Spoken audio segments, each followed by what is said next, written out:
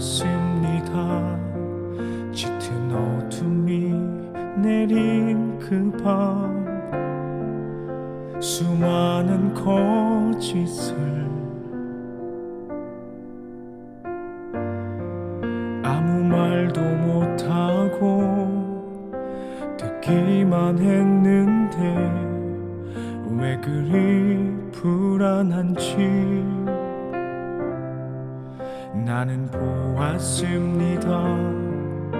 불에 비친 주의 얼굴, 피로 멍든 그 얼굴. 오늘 우리에게 주신 하나님의 말씀은 레위기 14장 1절에서부터 9절까지 말씀입니다.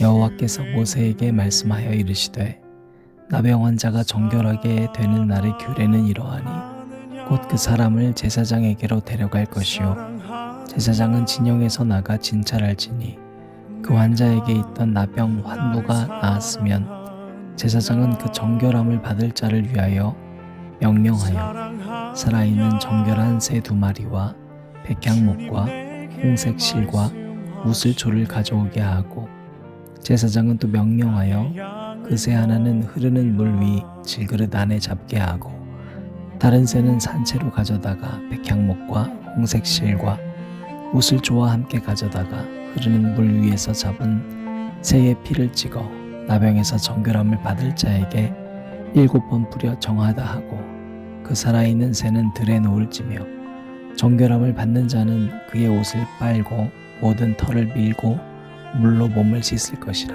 그리하면 정하리니 그 후에 진영에 들어올 것이나 자기 장막 밖에 이레를 머물 것이요 7째 날에 그는 모든 털을 밀되 머리털과 수염과 눈썹을 다 밀고 그의 옷을 빨고 몸을 물에 씻을 것이라. 그리하면 정하리라. 아멘.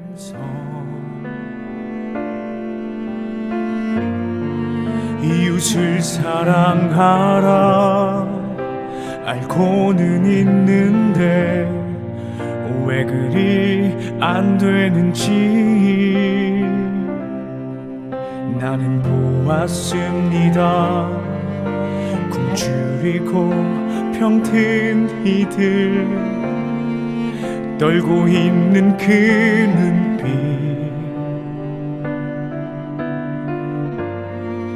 나는 못한다고 모른 척 지나갈 때 그들 속에 주님 모습 사랑하느냐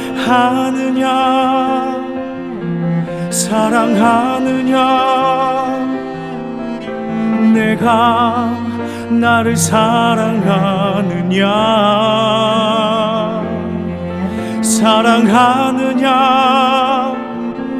주님 내게 말씀하시네 나의 양을 먹이라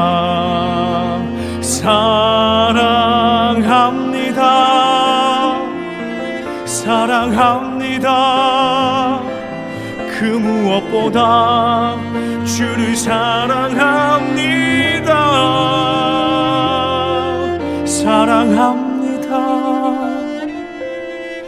주님 가신 십자가의 길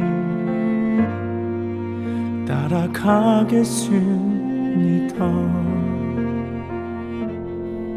오늘도 우리 주님의 크신 은혜가 저와 여러분에게 가득하기를 바랍니다. 우리는 이번 주간 레위기 말씀을 통해서 나병 환자에게 주시는 하나님의 사랑과 은혜를 또 그 공동체 모두를 사랑하시는 하나님의 은혜와 긍휼을 묵상하고 있습니다. 여러분이 나병이라는 단어를 통해서 우리가 꼭 잊지 않아야 합니다. 나한테 병이 있는 겁니다. 너한테 있는 거 아닙니다. 그러니까 죄 나한테 있는 겁니다. 남한테 함부로 정죄하는 것이 살인이다. 여러분 잊지 않으셔야 합니다. 오늘 말씀은 나병 환자가 정결하게 되는 그 내용에 대해서 다루고 있습니다. 정결을 선언하는 내용도 나병 환자를 진단하는 것만큼이나 아주 세밀합니다. 다윗이 이 나병에 대해서 얘기하기를 시편 51편에서 이렇게 표현했습니다. 우슬초로 나를 정결하게 하소서. 내가 정하리이다. 나의 죄를 씻어주소서. 내가 눈보다 희리이다. 다윗이 나병이 걸렸다는 얘기가 아닙니다. 하나님의 은혜를 깊이 깨달으니까 내가 바로 죄가 있다라는 걸 발견했고, 그것을 바로 이 나병 환자가 정결케 되는 내용에 비유해서 찬양으로 만들었습니다. 여러분, 여기서 오늘 우리가 이 묵상했던 말씀을 보면 우슬초로 정결하게 되는 내용들과 또 정결한 새 2마리를 통해서 제사장을 통해 하나님께서 정결 선언하는 과정이 담겨져 있어요. 여기서 나와 있는 정결한 새는 율법적으로 부정하다고 판결받은 새가 아닌 다른 새들을 말합니다. 들새예요. 들에 사는 새. 완치된 나병 환자, 그리고 완치됐다고 판정받은 그 나병 환자는 정결 예식을 거행해야 되는데, 이 준비된 정한 새 2마리를 통해서 한 마리는 죽여서 그 피를 이제 취하고, 또 다른 한 마리는 백향목 나뭇가지에다가 우슬초 줄기 그리고 거기에 홍색 실을 이제 곁들여서 묶습니다. 그리고 이 죽은 새의 피에 몸을 적시고 들판으로 날려보내는 거예요. 이게 무슨 의미가 있냐면, 이 새 2마리는 일단 죽은 새는 피를 흘리면서 죽었잖아요. 죄가 없는데. 그래서 이 나병 환자의 부정을 이제 제하고 완전해졌다라는 이 희생 제물의 상징을 갖지만, 동시에 우리가 자유케 되기 위해서 우리를 위해 죽으신 예수 그리스도의 십자가를 상징합니다. 들판으로 날려 보낸 새는요, 당연히 나병 환자가 이제 이 병에서 자유롭게 된 것을 의미하기도 하죠. 그런데 또 역시 마찬가지로 우리가 그래서 예수님으로 인해서 이제는 자유케 됐어요. 여러분, 죽은 새를 생각할 때 우리에게 부여된 자유가 참 자유되도록 살아야 할 거 아니에요.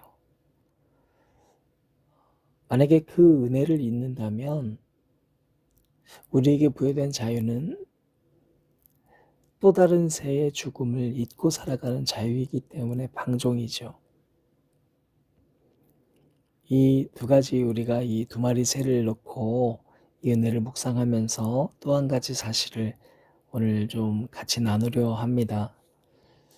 여러분 보셔요. 살아있는 새는 들에 돌아갑니다. 원래 들새잖아요. 정결해진 환자는 다시 공동체로 돌아갑니다.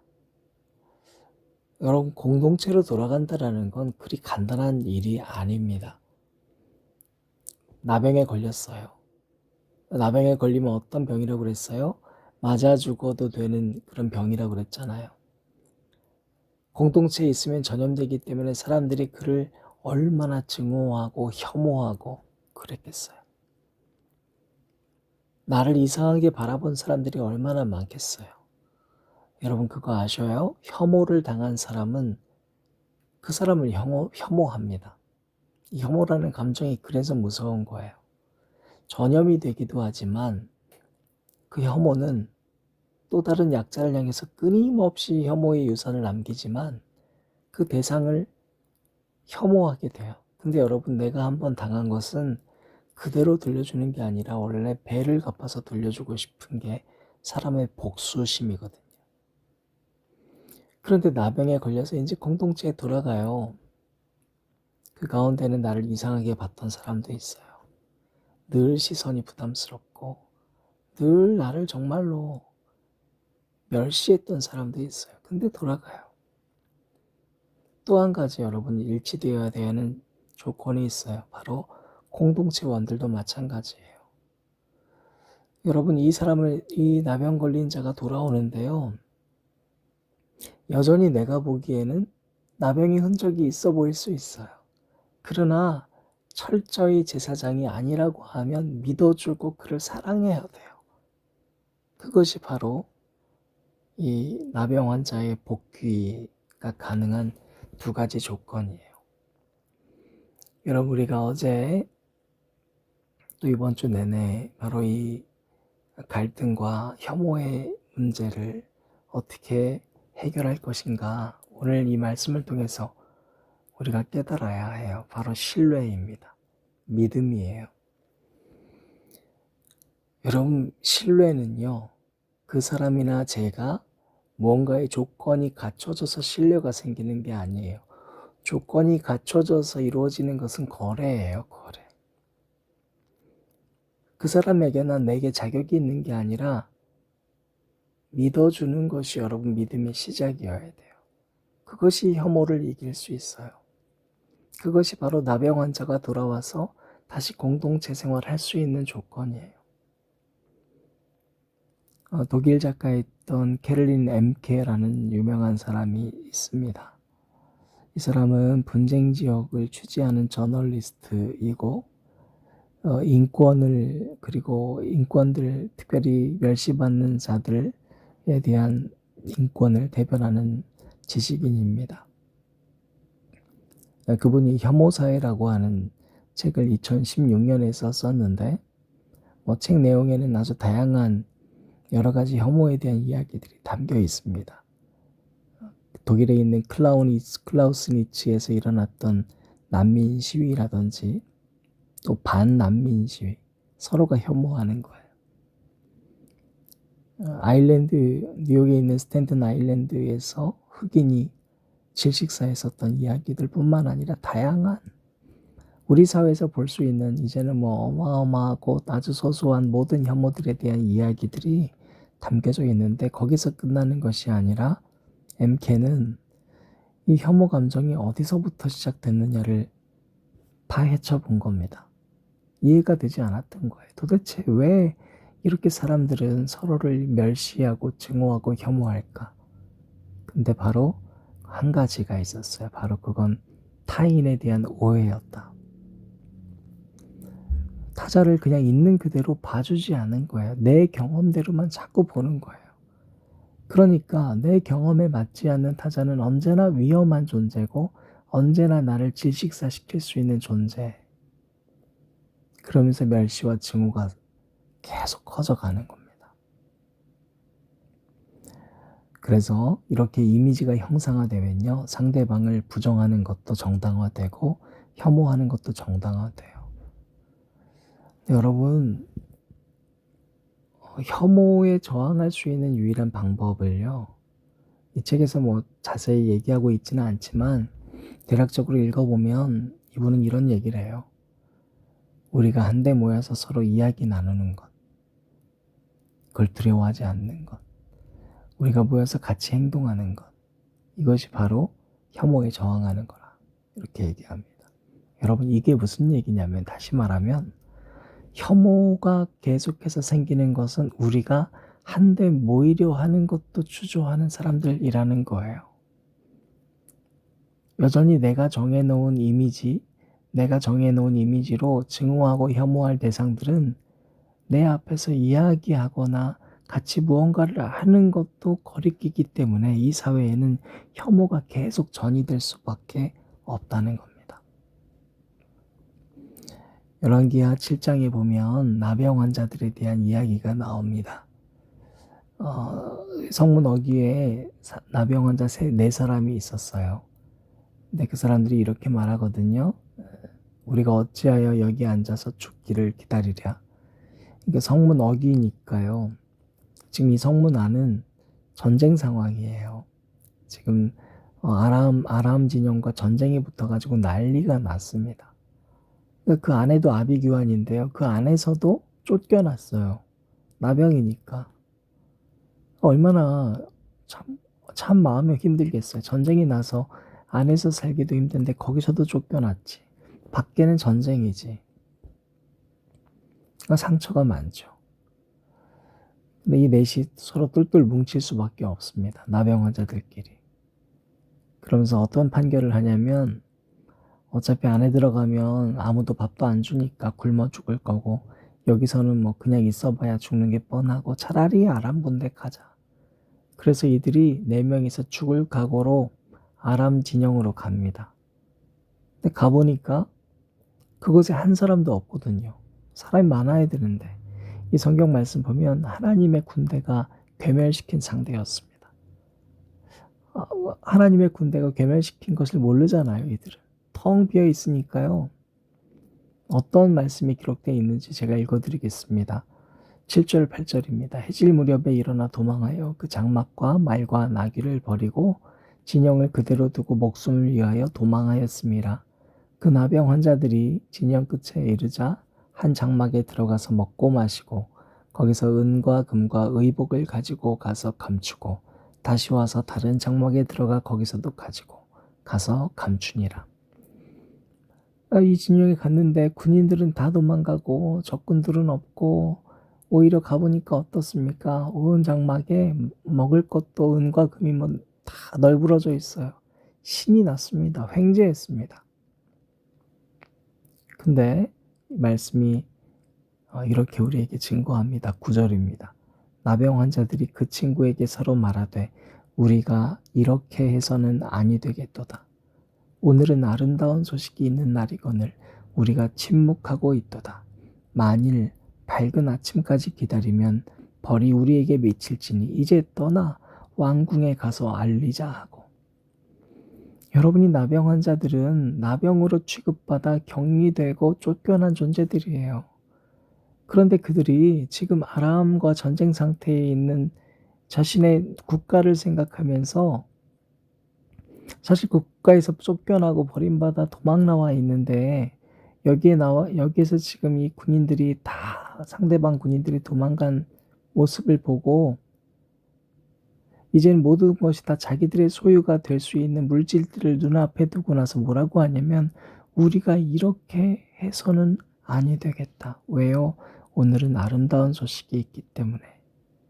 그래서 여러분 이들은 다시 왕궁으로 돌아가요. 그곳은 나병으로 취급받아 격리된 곳이었어요. 그런데 여러분 복음은 다시 돌아갈 힘을 주는 거예요. 이게 복음이에요. 기쁜 소식은 우리가 먹고 마시고 재물에 흠뻑 취하는 것을 능가하는 힘이 주어지는 거예요. 그런 기쁨이 여러분 복음이에요. 여러분 이들이 돌아와서 이 이야기를 했을 때 어떤 반응이었을까요? 적군이 다 도망갔습니다. 그런데 여러분 중요한 것은 이 나병 환자들이 가서 전하는데 왕이 믿지 않습니다. 계략이라고 생각해요. 왜 그랬을까요? 내가 경험했던 바에 비춰보면 그럴 리가 절대 없거든요. 또 이 이야기를 전하고 있는 자들은 내가 보낸 정찰병도 아닌 나병 환자들이거든요. 그를 믿어주지 않았습니다. 어제 말씀에 비추어 본다면 왕은 자기 경험의 옷을 버리지 못했습니다. 그러니까 여러분 이들이 완전히 하나가 될 수 없었습니다. 하나가 되지 않으니까 복음의 기쁜 소식을 누리지 못합니다. 사랑하는 앉은 자리 새벽 기도회를 들으시는 여러분, 우리는 다 나병 환자들이에요. 내가 병이 있는 거예요, 여러분. 그런데 우리에게 어떤 기쁨이 있습니까? 우리가 살았어요. 아무 값 없이. 죽은 목숨인 줄 알았는데 우리를 따뜻하게 맞아주시는 분이 계세요. 우리는 이제는 더 이상 이렇게 살아서는 아니 되겠도다. 이 결심으로 살아야 하지 않습니까? 뿐만 아니라 복음은 나 혼자서만 사는 것이 아닙니다. 이제는 내가 충분히 누릴 수 있는 시간도 재물도 있지만 이제는 내가 이렇게 사는 것이 아니라 이 기쁜 소식을 전해야 되는 자유가 주어지지 않았습니까? 여러분 이것은 명령이 아닙니다. 내가 자발적으로 선택한 자유의 힘입니다.